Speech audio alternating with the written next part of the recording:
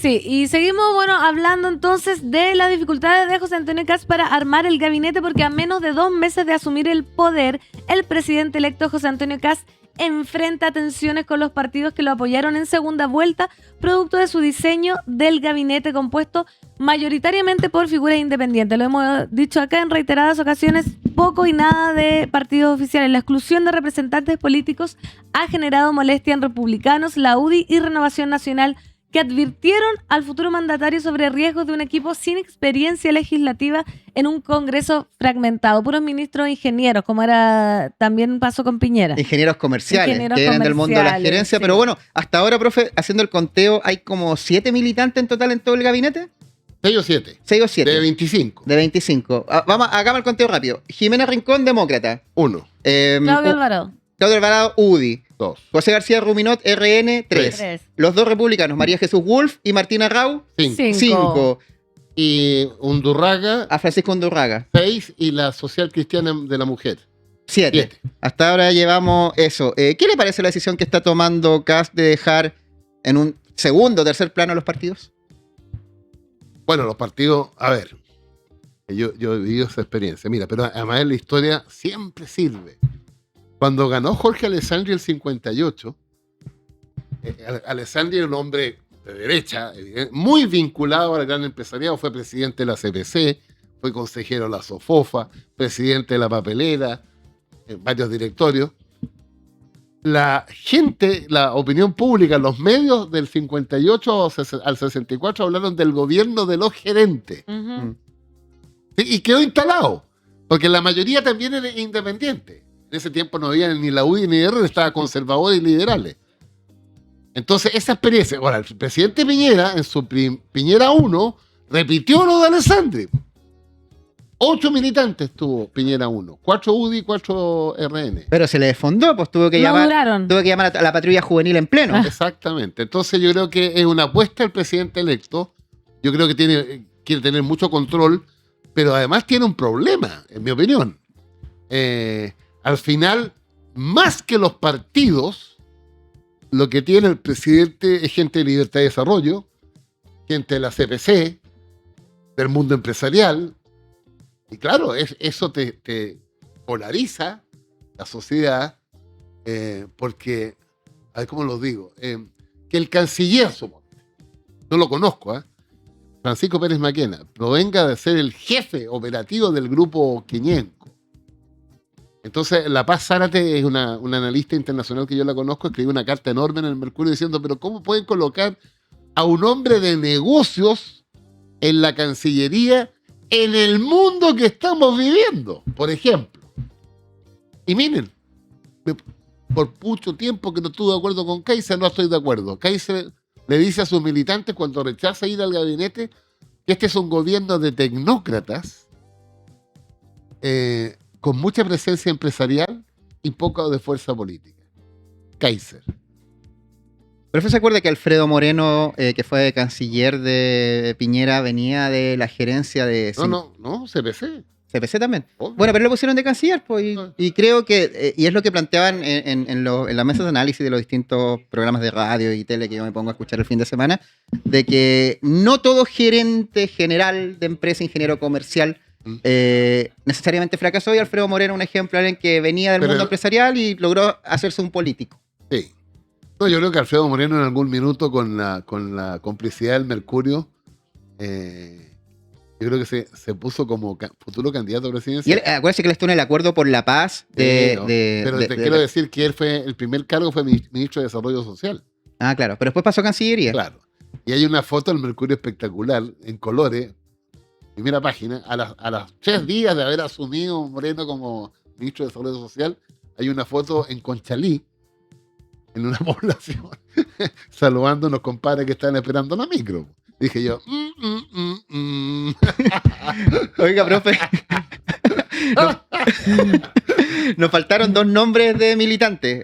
O sea, uno ya lo había hecho, que era Judith Marín, que es la social cristiana, que tiene 30 años, muy joven. De hecho, más joven. ¿Y de qué va a ser? De la ministra de la Mujer, del Partido Social Cristiano, que es un partido evangélico. O sea, profundamente conservador. Claro. Y 30 años. La ministra Orellana, que era la más joven del gabinete que asumió, tenía 32. Así que esta es más joven que cuando asumió la ministra Antonio Orellana. Y nos faltó...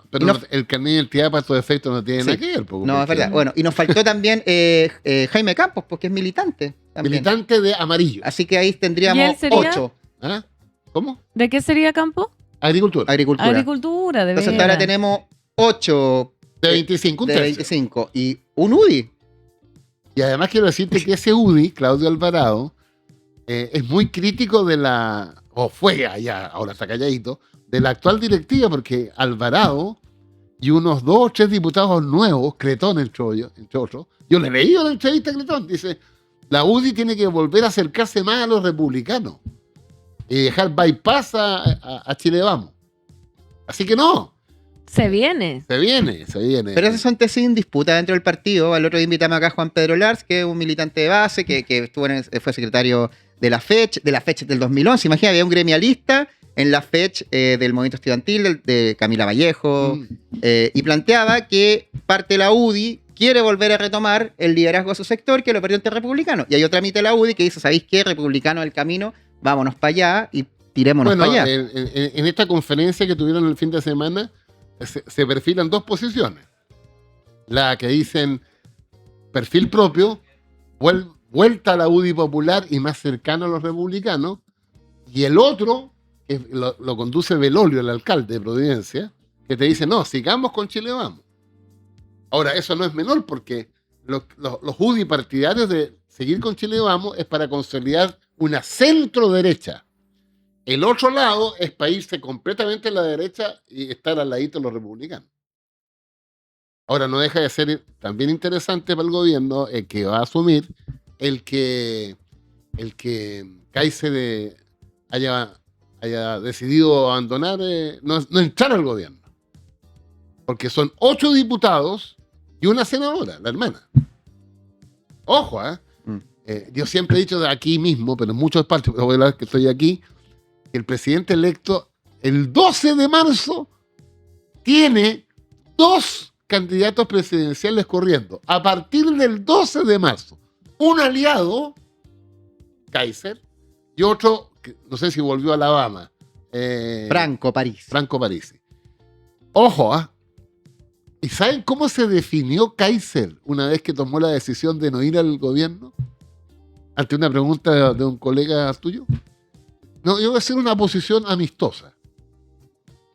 O sea, antes de empezar el gobierno ya tiene una oposición en la gente que votó por él. Porque el señor Uneus, un cabro Uneus que tiene un sistema como inteligencia artificial, determinó lo siguiente: en la segunda vuelta el 98% de los votantes de Kaiser votaron por Kast. El 50% de los votantes de Parisi votaron por Kast. Y el 65% de los votantes de Matei votaron por Kast. Mira las diferencias que se te producen. Yo tengo casi todos los días un diálogo en la radio El Conquistador, programa Polo Opuesto, donde tengo al frente, bueno, todo el paisaje a la derecha, pero más bien concentrado en Chalper y Carlos Larraín.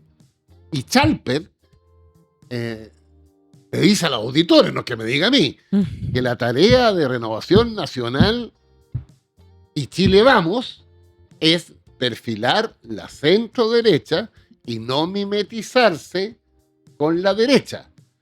Discurso de la Evelyn Matei el domingo, en las termas del corazón, que les dijo a sus compañeros de la UDI, no mimetizarse. Cuando tú dices no mimetizarse, ¿qué estás diciendo? Perfil propio.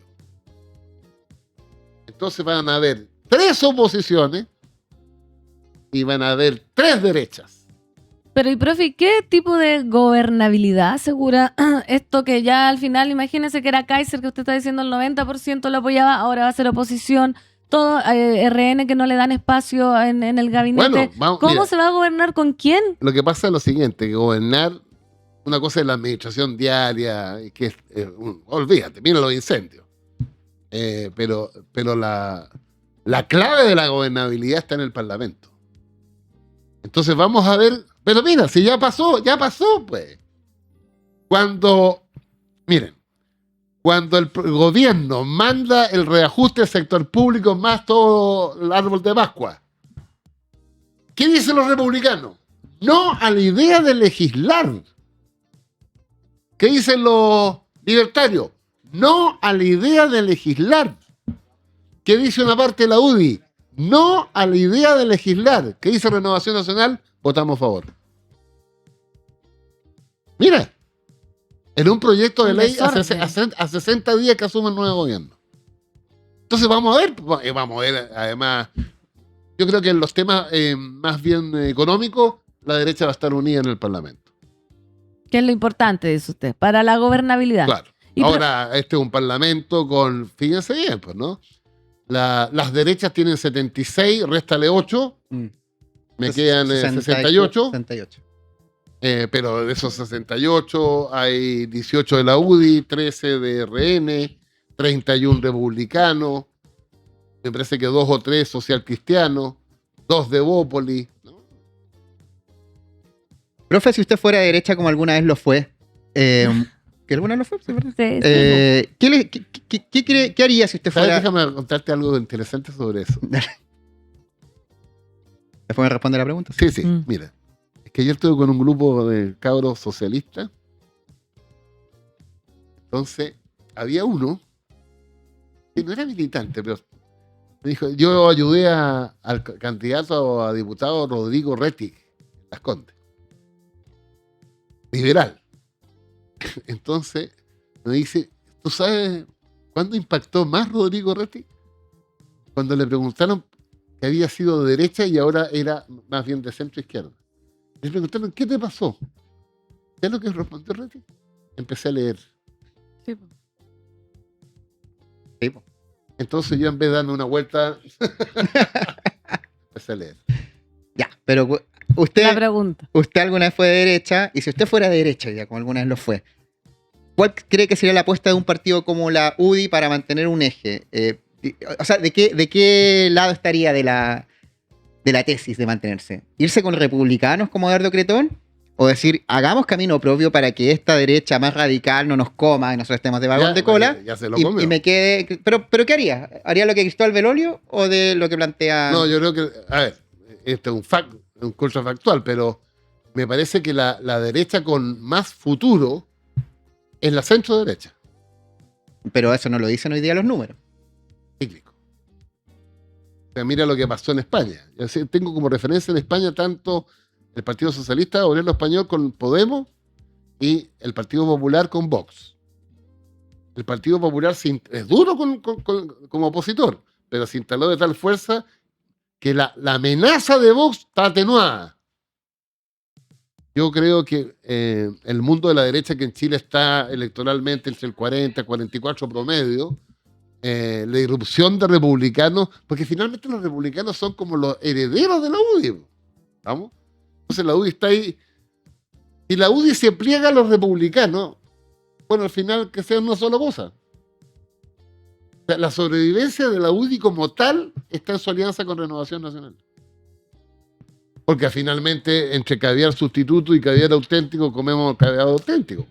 ¿O no? Obvio. O sea, Jaime Bellolista en esta disputa. Si usted Belolio está pensando más hacia adelante. Igual que Chalper, más hacia adelante. Porque vamos a ver, además, cuáles son las circunstancias del gobierno. Y ya El está gobierno dicho. tiene una luna de miel espectacular. Ayer vi la encuesta esta de los domingos. Y el gobierno todavía no empieza, pero hay un 61% de los chilenos que tienen altísimas expectativas de que le va a ir bien.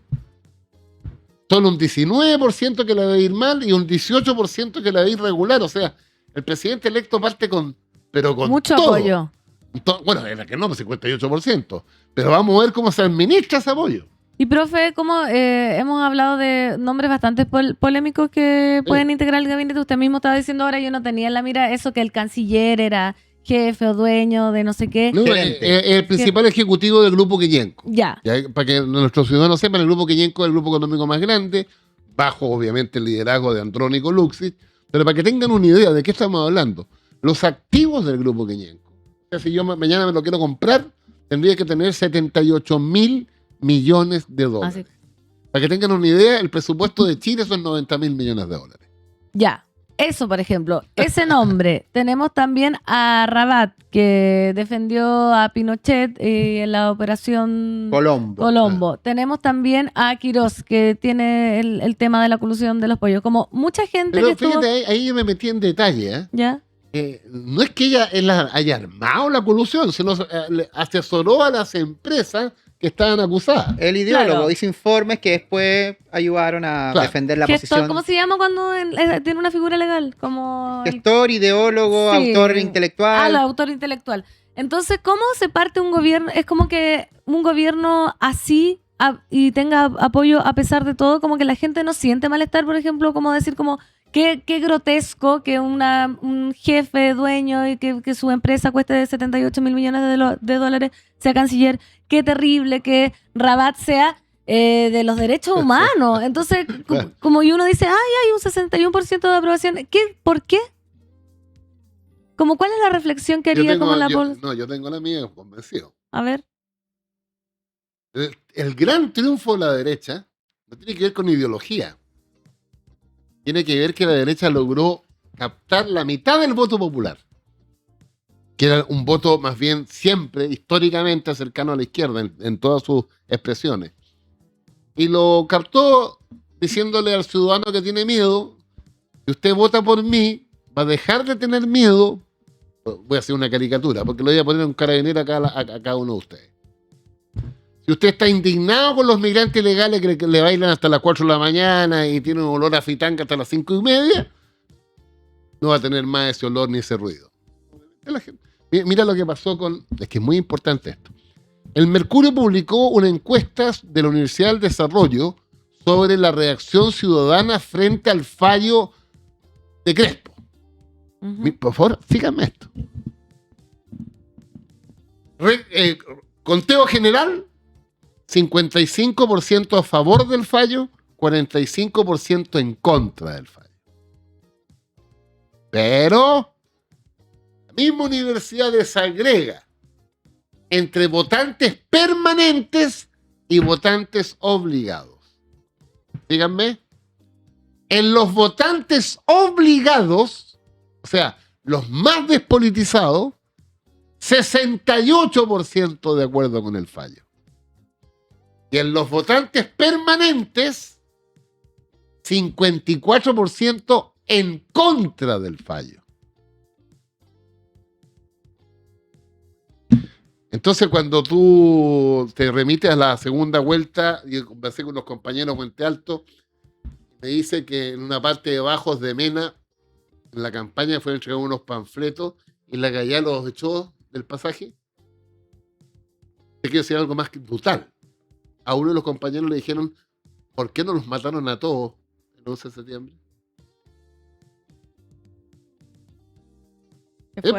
Sí, pues.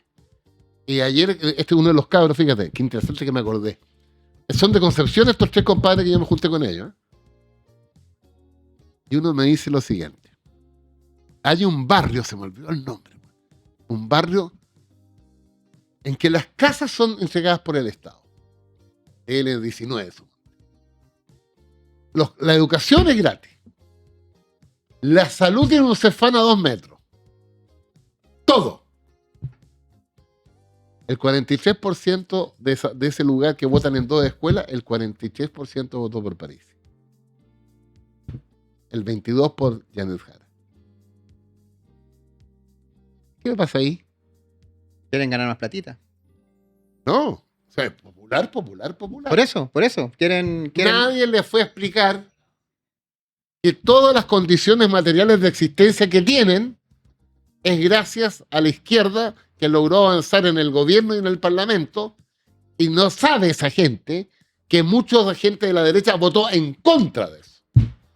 Yo cuando veo a mis alumnos con gratuidad, que son hoy día 630.000, no tienen la más puta idea cómo se votó eso. Pero es que por eso se lo planteo con lo de la platita.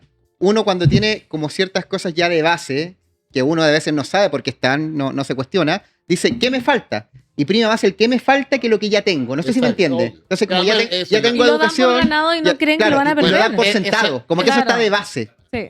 Pero lo que Pero pasa no es que está de base. No, pues se puede, puede siempre perder. se puede perder. Puedo perder la educación gratuita. No, espérate un poquito. Todo esto, mañana lo vamos a ver. Doña María Paz Arzola, 38 años, Libertad y Desarrollo, fue editora de un libro hace 3 años atrás. Yo leo todo lo que puedo. El libro se llama Reprobados. Posible futura ministra de Educación. Ujú. En ese libro ella es editora, con mucha gente de derecha, pero para decirlo fácil, la opinión de la futura ministra de Educación es que el fin del lucro fue una estupidez, que el fin del copago fue una estupidez y que el proceso de selección, como se llama con la tómbola, fue una estupidez. ¿Qué tal? Efectivamente, entonces peligra los derechos que se han ganado en No, educación. lo que está es el compromiso del presidente electo de no tocar esos derechos. Pero es curioso que la gente que aparentemente va a estar tiene una opinión formada sobre las reformas que se hicieron, en contra. Pero todo está muy raro, profe, entonces, porque Bueno. el presidente se compromete de cosas, por otro lado elige un Bueno, un tú gabinete sabes está que en contra de la otra. derecha votó en contra de la gratuidad universitaria. Sí.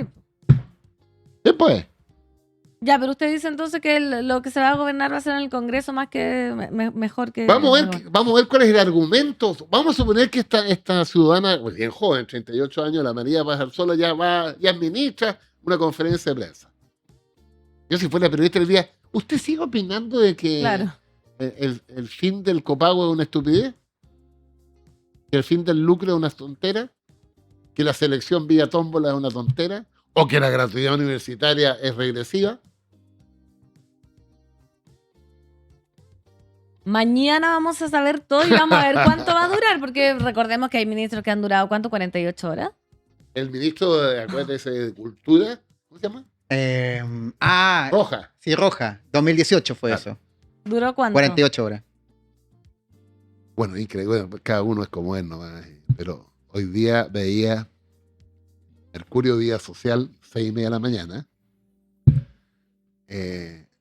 Mercurio publica fotos del momento que Barken lanzó su libro. Barken tiene todo el derecho de escribir lo que quiera. Pero me llamó la atención, ahí está toda la derecha, más. Es el Isabel Parra ahí. Ernesto Tone. Jaime Campo. ¿No? Sergio Mico. Se pasaron para el otro bando, pues, profe. Tal como Christian Barken, sí, por eso Pero Christian Barken lo dijo celebra que tanto era el como más de Mercurio. izquierda después. Al Mercurio lo celebran tanto porque siempre levantan al converso, Sí. al Mario Vargas Llosa, al que era muy de izquierda y ya no es de izquierda, entonces que explique, habiéndose de izquierda, por qué no es de izquierda. En cambio, el profesor Francisco Vidal era de derecha y ahora es de izquierda. Pero Barken dijo, aquí lo vi, uno sigue siendo izquierdoso adentro por más que uno racionalmente diga que no. ¿Qué Lo significa dijo. eso? Lo dijo.